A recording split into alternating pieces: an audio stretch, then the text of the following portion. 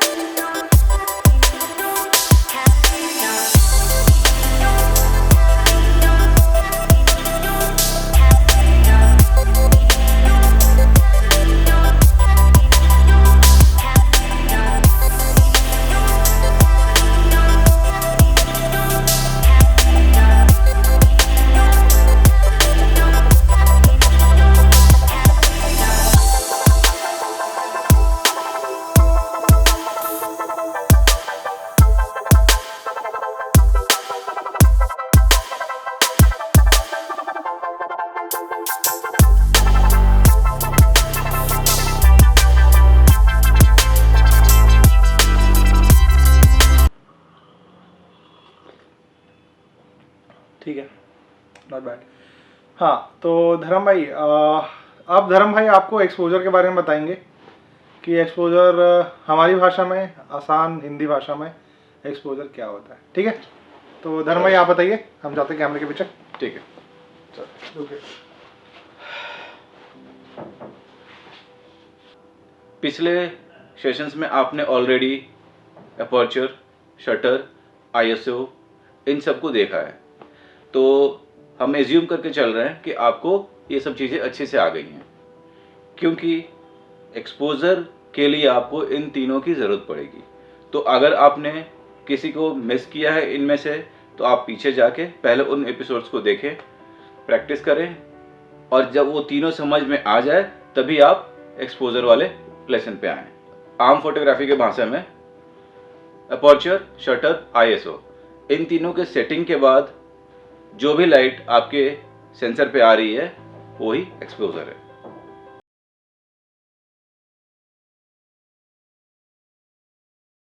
Let's suppose ये 3 parameter हैं exposure के।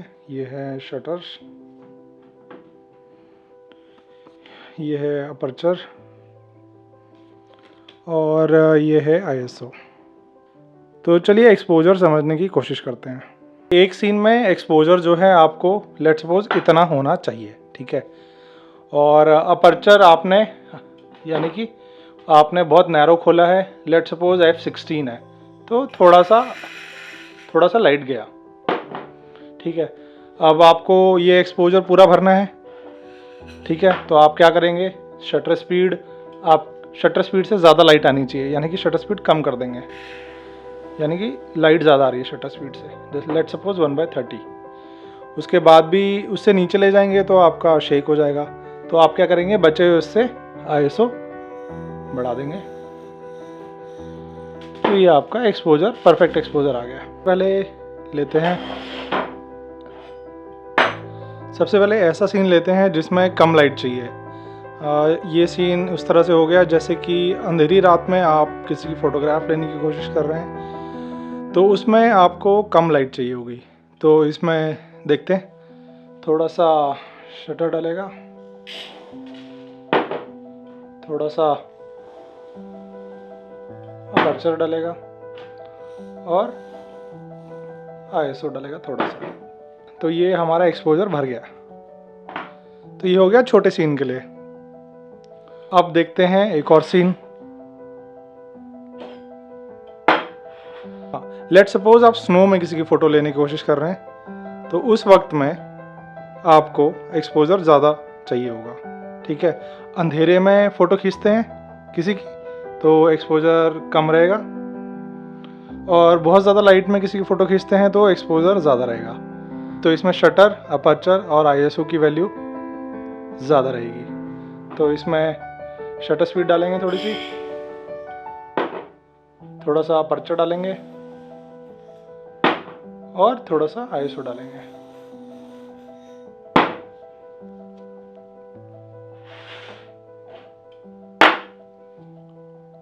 तो जैसे कि आप देख सकते हैं, ज़्यादा एक्सपोजर वाले सीन में आपको सब चीज़ शटर स्पीड, अपर्चर और ज़्यादा आईएसओ लगेगी, और वहीं जहाँ कम लाइट हो शटर, अपर्चर और आईएसओ कम कम लगेगा, ठीक है।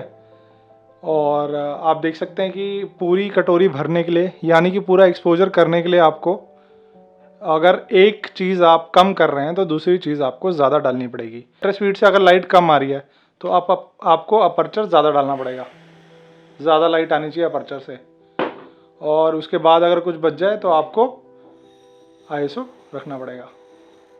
तो बेसिकली आपको एक्सपोजर के हिसाब से ये फिल करना है, ठीक है।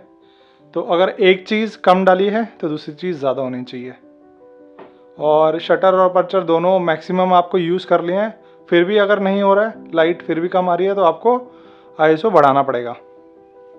तो हो सकता है कि किसी सिनारियो में आपको कम एक्सपोजर चाहिए, हो सकता है किसी सिनारियो में आपको ज़्यादा एक्सपोजर चाहिए, ठीक है।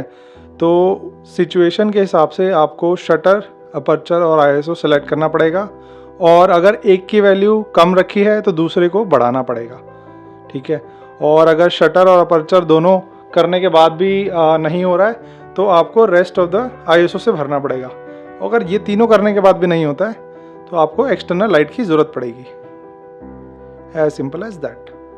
तो जैसा संजीव भाई ने आपको बताया, अपर्चर, शटर और आईएसओ तो लाइक तीनों एक दूसरे पर डिपेंडेंट है। इन तीनों के कॉम्बिनेशन से आपको परफेक्ट एक्सपोजर मिलेगा। हम एग्जांपल लेते हैं, जिस केस में हमारा फोटो, या जिस केस में हमारा अभी भी सब कुछ करने के बाद हो सकता है कि फोटोग्राफ अंडर एक्सपोज हो सकता है कि आप किसी फंक्शन में गए हो, शादी या पार्टी में, लाइट थोड़ी कम है, या और आपको ग्रुप शॉट लेना है। कुछ लोग हो सकता है कि हिल डुल भी रहे हों, मूवमेंट हो रही हो, तो उस केस में आपको शटर 125 या 200 से नीचे नहीं रख सकते हैं, डिपेंडिंग ऑन की मूवमेंट कितनी है। सेकंड, आपको अपर्चर भी नैरो रखना पड़ेगा, f8 तक रखना पड़ेगा कम से कम, ताकि सारी पूरी के पूरे ग्रुप क्लियर एंड क्रिस्प आए। आईएसओ तो वेरिएबल है, आप उसको कितना रख सकते हैं, उसका भी एक लिमिट है। ऊपर जाएंगे ज़्यादा तो ग्रेन्स आनी स्टार्ट हो जाएंगी। तो इस केस में कभी भी आप फोटोग्राफ ले रहे हैं तो आप एक्सटर्नल लाइट का यूज़ करें, अगर इन सारे पैरामीटर्स को सही करने के बाद भी फोटोग्राफ ब्लैक आ रही है तो। धन्यवाद।